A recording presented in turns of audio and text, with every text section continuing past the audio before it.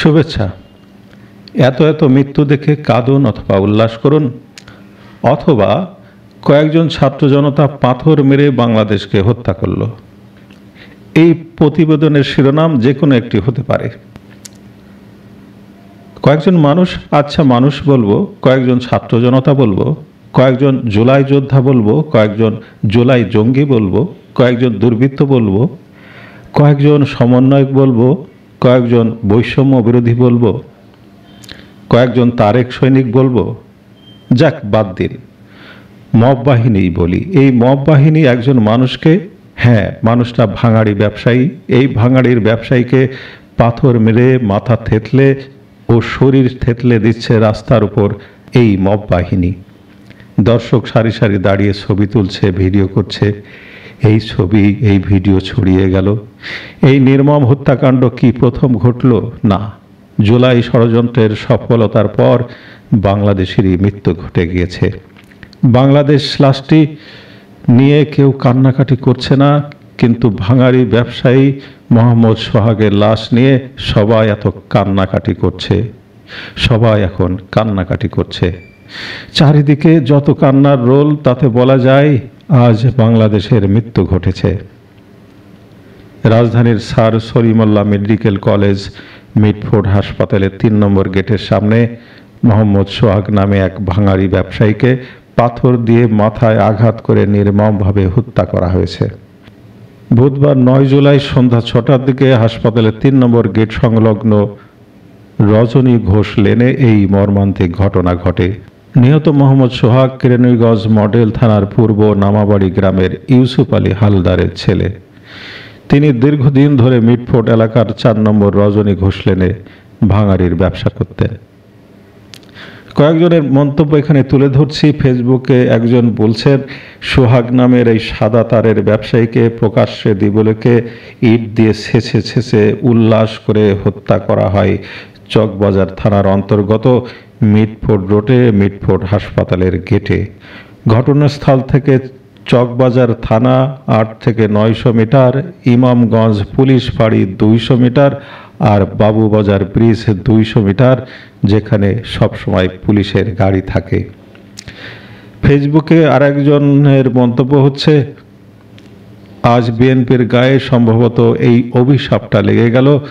মাঠ পর্যায়ের চাঁদাবাজি, দখলবাজি, দলীয় মাস্তানি নিয়ন্ত্রণ করা না গেলে আমি চ্যালেঞ্জ দিয়ে বললাম ৫ বছর পর অথবা ১০ বছর পর এর মাসুল গুনতে হবে।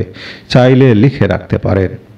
একটা মানুষকে উলঙ্গ করলেন, আচ্ছা মতো মারলেন, খাইশ মেটেনি বলে শোয়াই দিয়ে গায়ের উপর পাথর নিক্ষেপ করলেন।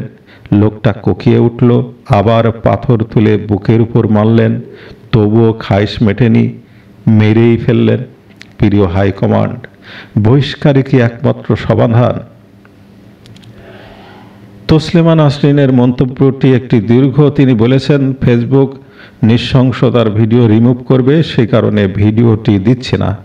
তবে ভিডিওটি আমি দেখেছি, দেখে আঁতকে উঠেছি, বেদনায় নীল হয়েছে।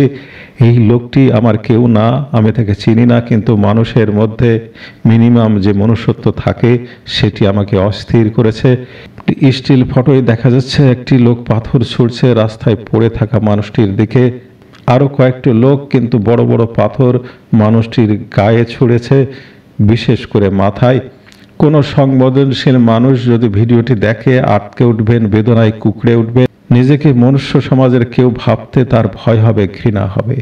এভাবে কিন্তু জেনজিরা, জিহাদিরা, সমন্বয়করা জুলাই আগস্টে অসংখ্য পুলিশকে হত্যা করেছে। যারা জয় বাংলা বলেছে তাদের হত্যা করেছে, যারা আওয়ামী লীগার তাদের হত্যা করেছে, যারা হিন্দু তাদের হত্যা করেছে, একসময় যারা নাস্তিক ব্লগার তাদের হত্যা করেছে।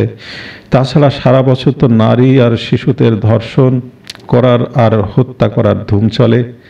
আমরা সেসবের অনেক ভিডিওই দেখিনি। এই ভিডিও থেকে অনুমান করতে পারি হত্যাকাণ্ডগুলোই কতটা নিষ্ঠুরতা থাকে। যে লোকেরা মানুষটিকে হত্যা করেছে তারা ইসলামী জঙ্গি ট্রেনিং নিয়ে আসা জঙ্গি নয়। তারা সাধারণ মানুষ, হয়তো কোনো কোন্দলের কারণে তারা সিদ্ধান্ত নিয়েছে মানুষটিকে খুন করবে। এরা মনে করে না প্রকাশ্য রাস্তা পাথর মেরে খুন করার জন্য উপযুক্ত নয়। এরা এই বাংলার সন্তান, নির্মম নৃশংস বর্বর। এরা যে অবলীলায় মানুষ খুন করে এ নিয়ে এদের কোনো লজ্জা নেই। মব সন্ত্রাসের যুগে, জিহাদি তাণ্ডবের যুগে মানুষ খুন নিতান্তই ডাল ভাত। যে কেউ যে কাউকে যে কোনো কারণে হত্যা করতে পারে, এর জন্য কাউকে জবাবদিহি করতে হয় না। এরাই আমার জন্মের দেশ বাংলাদেশ, এরাই আমার দুর্ভাগা দুঃখিনী বাংলাদেশ। এই রাস্তা দিয়ে নিশ্চয় আমি শত শতবার হেঁটে গিয়েছি মিটফোর্ড হাসপাতালের দিকে। 90 দশকের শুরুতে ওই হাসপাতালেই তো ডাক্তারি করতাম। আমাকে তখন সচক্ষে এমন নৃশংসতা দেখতে হয়নি।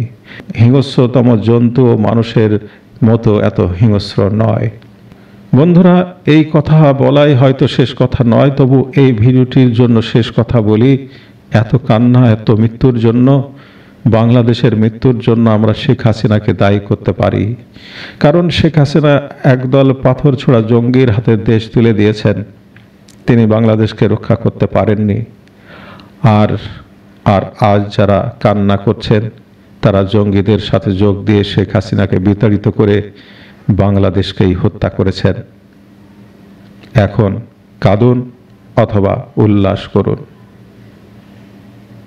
ধন্যবাদ বন্ধুরা।